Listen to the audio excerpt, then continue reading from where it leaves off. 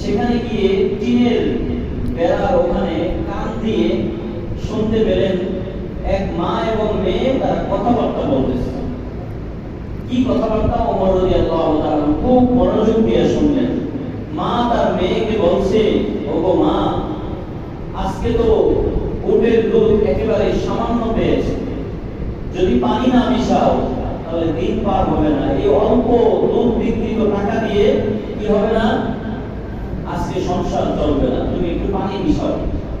মেয়ে বলল, খলিফাতুল মুমিনিন ওমর তো মানা করেছে, নিষেধ করেছে, পানি দিতে, দুধে পানি দিতে বারণ করছে, এটা দেওয়া যাবে না। তখন মা বলে, ওমর কি তোমাকে দেখতেছে নাকি? ওমর তো এখানে নাই, তুমি যদি পানি দাও তাহলে তো কেউ দেখবে না।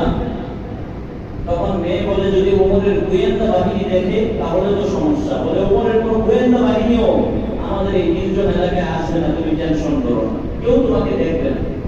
তখন এই মেয়ে বলে, মা, ওমর দেখে না, ঠিক আছে, ওমরের কোনো গোয়েন্দা বাহিনী দেখছে না, এটাও ঠিক আছে, তবে এটা তো শতভাগ সত্য যে আমি যদি পানি দেই পৃথিবীর কেউ না দেখলেও কে দেখে?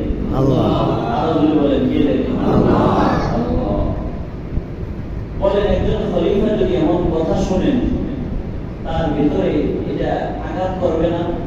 কি কি ছোট্ট মেয়ে এমন কথা বললো যে কেউ দেখে না, মা, আমি যদি দুধের মধ্যে পানি মিশাই তাহলে আল্লাহ অবশ্যই দেখবেন।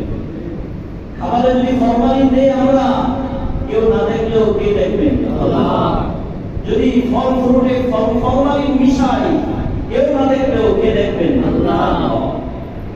আমাদের বাংলাদেশে এখন কোন খাবারে ফরমালিন মুক্ত নাই, সব খাবারের মধ্যেই ফরমালিন মিশানো। আমার ভাইয়েরা, হযরত ওমর আর কথা না বলে দৌড়ে চলে গেলেন বাসায়। সকালবেলা খবর পাঠাইলেন যে ওই মহিলার কাছে, মহিলাকে বলা হলো, যদি আপনি রাজি থাকেন তাহলে আপনার মেয়েকে হযরত ওমরের, খলিফাতুল মুমিনিন, আমিরুল মুমিনিনের সন্তানের জন্য বিয়ের প্রস্তাব দেওয়া হয়েছে। সুবহানাল্লাহ। বলছিলাম যে তাকওয়া যদি কেউ অর্জন করে